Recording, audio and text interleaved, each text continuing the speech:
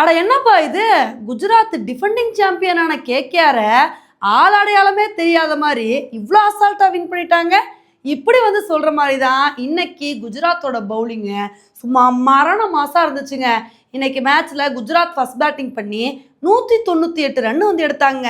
இந்த ஒரு ஸ்கோரை பார்த்தோன்னே நம்ம என்ன எதிர்பார்த்தோம் அப்படின்னா, எப்பா கேகேஆர் அவங்களோட சொந்த மண்ணில் அடிக்காமல் இருப்பாங்களா, அவங்க அடித்து இந்த ஸ்கோரை சேஸ் பண்ண வாய்ப்பு இருக்குது அப்படின்னு தாங்க வந்து எதிர்பார்த்தோம்.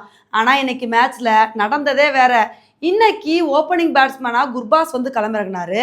மனுஷன் நல்ல ஒரு இன்னிங்ஸை கொடுப்பாருன்னு பார்த்தா ஃபர்ஸ்ட் ஓவர்லேயே சிராஜோட பாலில் அவுட் ஆயிட்டாருங்க.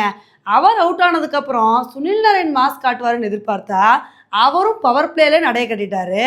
அதுக்கப்புறம் ரஹானேவும் வெங்கடேஷ் ஐயரும் ஒரு குட்டி பார்ட்னர்ஷிப் வந்து போட்டாங்க.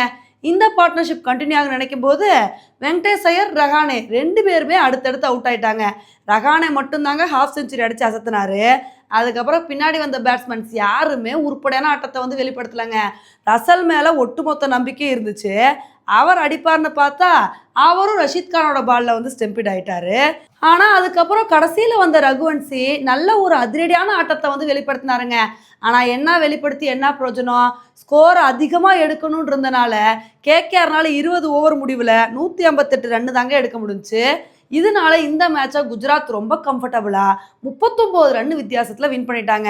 இந்த மேட்சை கேகேஆர் தோற்றுருக்காங்க அப்படின்னா அதுக்கு காரணம் அவங்க பண்ண ஒரு மிகப்பெரிய தவறு தாங்க.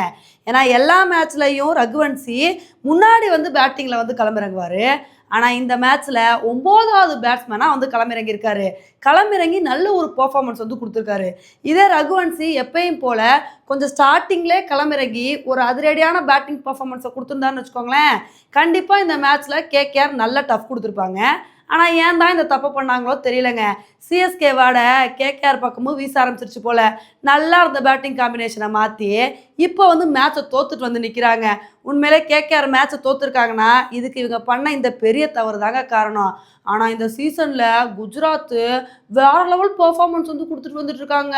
ஸ்டார்டிங்கில் மேட்சை தோற்று ஆரம்பித்தாலும் அதுக்கப்புறம் நாங்கள் கம்பேக்கை கொடுப்போம் அப்படின்னு பாயிண்ட்ஸ் டேபிளில் தொடர்ந்து ஃபஸ்ட் இடத்த வந்து இருக்காங்க.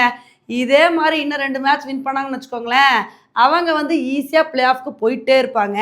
இனிமேல் வரப்போகிற மேட்ச்சில் குஜராத் என்ன மாதிரி ஒரு பர்ஃபார்மன்ஸை கொடுக்குறாங்க அப்படின்றத பொறுத்து பார்க்கலாம்.